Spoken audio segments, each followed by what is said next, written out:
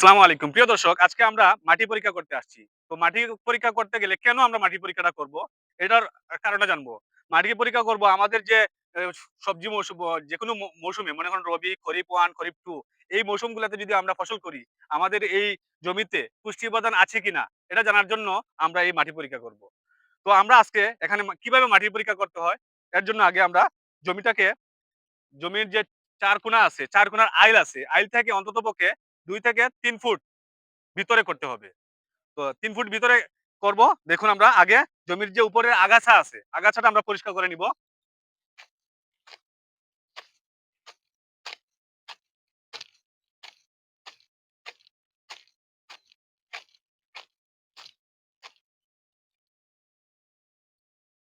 ঠান্ডা দাও। কূপটা দেখাই ভাই। আমরা এখন ভি আকৃতির ২ পাশ থেকে ২ টি কূপ দিয়ে আমরা মাটিটা নিব। দেখুন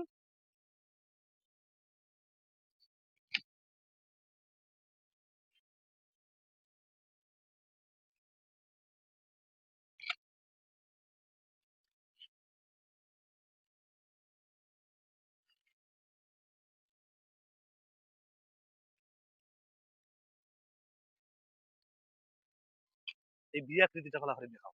ক্লিন।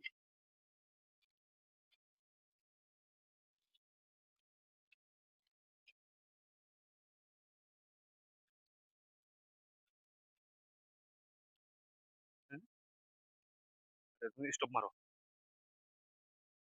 এই যে আমরা ২ পাশ থেকে ২ টি কূপ দিয়ে আমরা ইংরেজি ভি আকৃতির করলাম, হ্যাঁ? এখন আমরা এক পাশ থেকে কেকের মতো করে সামান্য মাটি নিব। এই যে দেখুন এইটুকু আমরা নিব। এই পাশের মাটিটুকু আমরা একটু স্টপ করো। এভাবে একটি পলিথিন বা পাত্রের মধ্যে আপনি ৯ টি স্থানের মাটি রাখবেন।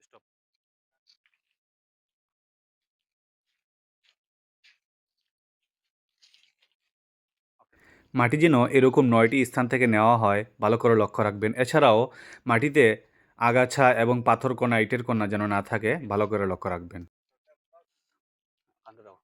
মাটিটা যেহেতু ভিজা, আমরা পরবর্তীতে এটি কড়া রোদে শুকাবো না। কারণ ভেজা মাটি কড়া রোদে শুকালে এটা পুষ্টি গুণাগুণ চলে যাবে। আমরা ছায়াযুক্ত স্থানে এই মাটিগুলোকে রাখবো যাতে শুকানোর পরে আমরা আপনাদের দেখাবো কিভাবে মিশ্রিত করতে হয় এবং এভাবে মাটি ঝুরঝুরে করে নিতে হবে।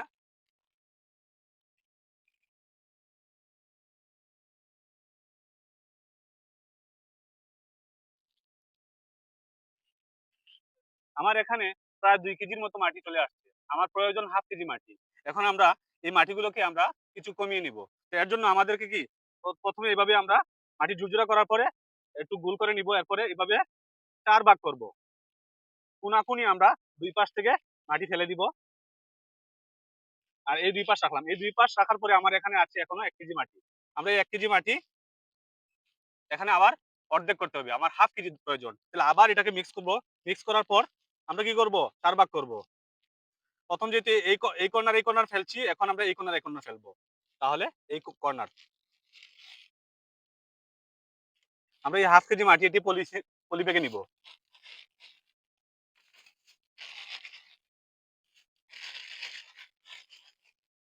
এই ঝুরঝুরে মাটি আমরা একটি পলি ব্যাগে নিব, আর পলি ব্যাগে নেওয়ার পর এমনভাবে বেঁধে দিব যাতে করে এই মাটির মধ্যে লেগে থাকা ভেজা অংশ ট্যাগের মধ্যে না লাগতে পারে। হ্যাঁ, আমরা এরপরে এই যে পলি ব্যাগে মাটিটা ঢুকানোর পরে আমরা আরেকটি ট্যাগ লিখব। কারণ মৃত্তিকা গবেষণাতে আপনি যখন মাটিটা নিয়ে নিবেন, এটা কার মাটি? এর জন্য আপনাদেরকে কি করতে হবে? এই ট্যাগের মধ্যে লিখতে হবে কৃষকের নাম, পিতার নাম, মাতার নাম, গ্রাম বা মৌজার দাগ নং, ইউনিয়ন, উপজেলা, বর্তমান ফসলের নাম। আপনি কি রবি মৌসুমে করবেন না খরিফ 1, খরিফ 2, আউশ, আমন, বোরো কোনটায় করবেন? হলো ওই মৌসুমটা টিক চিহ্ন দিবেন এবং শস্য বিন্যাস। হ্যাঁ, কোন ক্রপিং প্যাটার্ন এ আপনি শস্য বিন্যাস করছেন। আচ্ছা, এরপরে আপনি মৃত্তিকা নমুনা নম্বর, একটা নম্বর দিয়ে দিলেন। আর নমুনা সংগ্রহের তারিখ যে আমরা আজকে করতেছি আজকের তারিখ দিয়ে দিলাম এবং নমুনার গভীরতা আমরা ৮ ইঞ্চি গভীরতায় মাটি নিয়েছি এবং প্লাবনের গভীরতা এখানে কত সেন্টিমিটার পর্যন্ত পানি বন্যায় সাধারণ বন্যায় কত সেন্টিমিটার পর্যন্ত পানি ডুবায় এইটুকু আমরা নিয়ে এখানে একটা লিখে এভাবে আরেকটি পলিথিনের ভিতরে ঢুকিয়ে দিব সাদা পলিথিন। এই পলিথিনটা দেওয়ার পরে আমরা এই ট্যাগটা এভাবে ঢুকিয়ে দিব। হুম, সামনে আর এটা ভাঙবো, এটা ভাঙবো।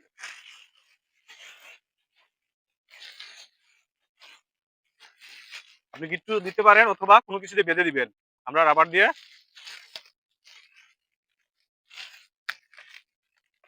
এভাবে যেন ট্যাগটি লেখা থাকে, ক্লিয়ার বোঝা যায়।